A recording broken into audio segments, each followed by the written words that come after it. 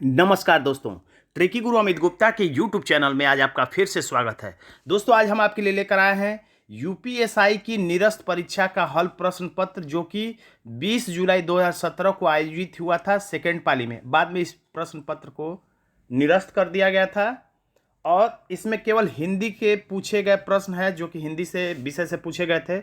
आइए देखते हैं कि कौन कौन से प्रश्न इस विषय से पूछे गए थे।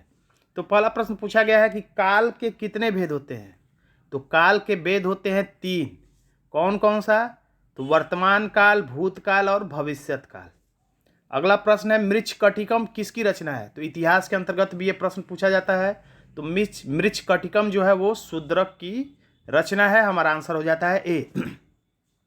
विद्वान का स्त्रीलिंग क्या होगा। तो विद्वान का स्त्रीलिंग होगा विदुषी।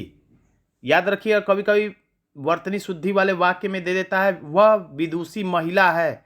तो विदुषी का मतलब ही होता है विद्वान महिला। इसमें महिला लिखने की जरूरत नहीं होती है।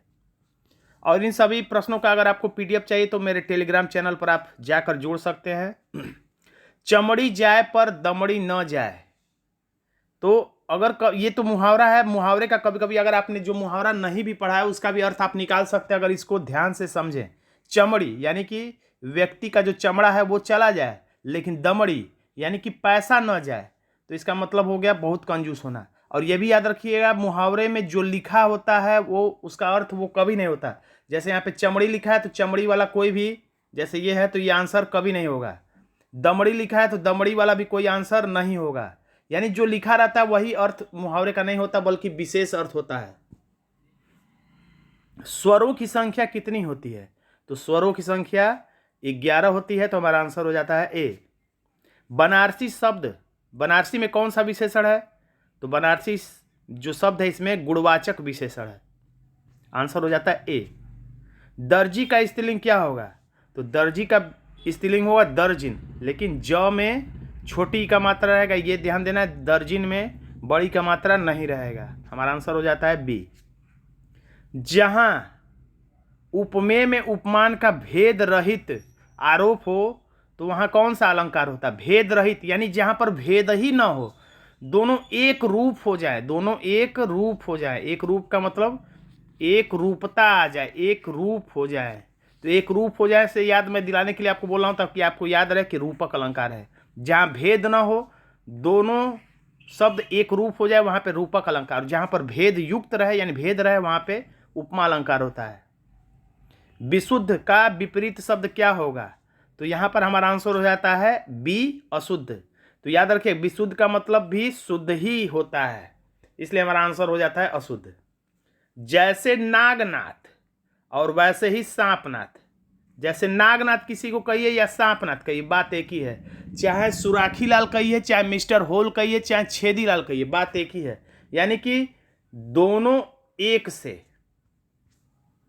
जब भी आप मुहावरा पढ़िए और उसका विकल्प टिक करना हो तो पहला ही विकल्प देख कर या तुरंत टिक मत किया करिए, बल्कि आपको जब पता भी चल जाए कि यही आंसर, उसके बावजूद भी सभी विकल्पों को झटके में 1 सेकंड के अंदर, 2 सेकंड के अंदर सभी विकल्पों को देख लेना चाहिए। हो सकता है कि उससे भी अच्छा विकल्प आपको देखने को मिल जाए और आपका प्रश्न गलत होने से बच जाए। घर का बहुवचन क्या होगा। ये थोड़ा कन्फ्यूजन वाला प्रश्न है। आपको कहीं कहीं घरों भी इसका आंसर देखने को मिलेगा, लेकिन इसका सही जवाब है यहाँ पर घर घर। घरों भी सही है, घर घर भी सही है, लेकिन इस जगह पे इसका आंसर हो जाएगा घर घर। रघुवंशम किसकी कृति है। रघुवंशम किसकी कृति है। तो कालिदास की कृति है। आंसर हो जाएगा बी। कुसुम का समानार्थी क्या होगा। तो कुसुम का मतलब होता है फूल, यानी कि हमारा आंसर हो जाएगा ए। संबंधवाचक सर्वनाम, संबंधवाचक सर्वनाम है जो सो। जो बोगे सो काटोगे। तो जो सो यहां पे संबंधवाचक सर्वनाम है। दर्प, दर्प का मतलब होता है अहंकार। चंद्रगुप्त मौर्य ने घनानंद का दर्प चूर चूर कर दिया, यानी अहंकार चूर चूर कर दिया। अंगोछा, अंगोछा जो है वो तद्भव है, तद्भव शब्द है। तो इसका तत्सम रूप हमें बताना है। पूछ रहा है कि अंगोछा किसका तद्भव है, यानी किस तत्सम का तद्भव है।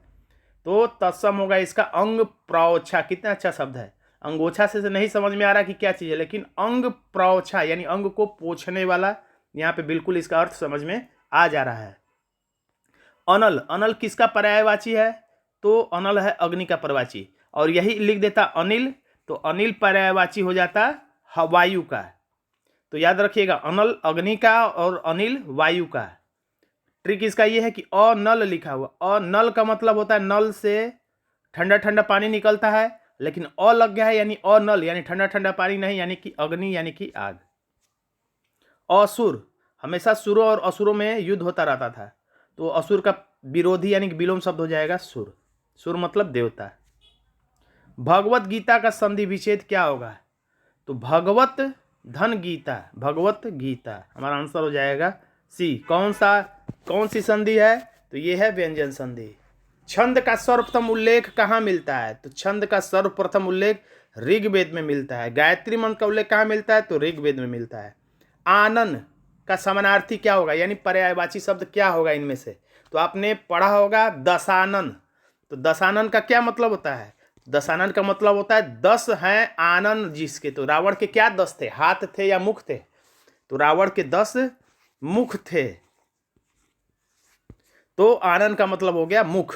वदन मतलब भी मुख होता है, याद रखिए, बदन नहीं, वदन, वदन मतलब भी मुख होता है। चंदायन किस कवि की रचना है? रट लीजिएगा, अगर आपको याद ना हो जो प्रश्न उसे आप रट लीजिए। इसी समय वीडियो को रोक के रट लेना चाहिए, बात के लिए मत छोड़ा करिए। मुल्ला दाऊद, चंदायन रचना है मुल्ला दाऊद की।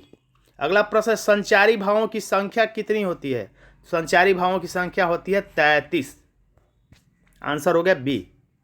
पहाड़ का समानार्थी नहीं है, यानी पहाड़ का कौन सा समानार्थी सही नहीं है? तो पर्वत होता ही है भूधर, यानी भूमि को धारण करने वाला होता ही अचल होता ही है, कठोर नहीं होता। हाँ, पर्वत कठोर होता है, लेकिन इसका मतलब ये नहीं कि कठोर पर्यायवाची है पर्वत का। गुड़िया, गुड़िया चिड़िया इस सब का बहुवचन होता है गुड़िया। चंद्र बिंदु लग गया। बस आप एक बार रीडिंग लगा देंगे तो अपने आप बहुवचन याद हो जाते हैं, और जो कन्फ्यूजन वाले हैं उसे स्पेशल अलग से टिक लगा के आपको याद कर लेना चाहिए। पृथ्वीराज रासो किसकी रचना है? इतिहास में भी ये प्रश्न आता है, पृथ्वीराज रासो रचना किसकी है? तो पृथ्वीराज रासो रचना है चंद बरदाई की। याद करने के लिए ट्रिक है, पृथ्वी, पृथ्वी से एक ही पिंड दिखाई देता है, वो क्या है? तो चंद्रमा। पृथ्वी का एकमात्र पूरा कौन सा है? तो चंद्रमा। पृथ्वी से क्या दिखाई देता है? तो चंद्रमा। तो याद आ जाएगा चंद बरदाई।